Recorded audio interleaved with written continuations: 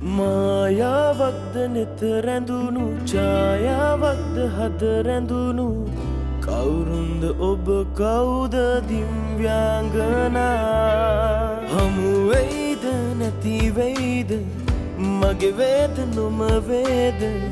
කවුරුන්ද ඔබ කවුද දිව්‍යාංගනා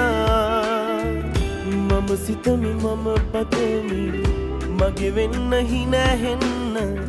සදහටම ඔබ පතමි දිව්‍යාංගනා මුහුණු පොතේ සැරිසරනා හිතේ හැඟුම් කිති කවනා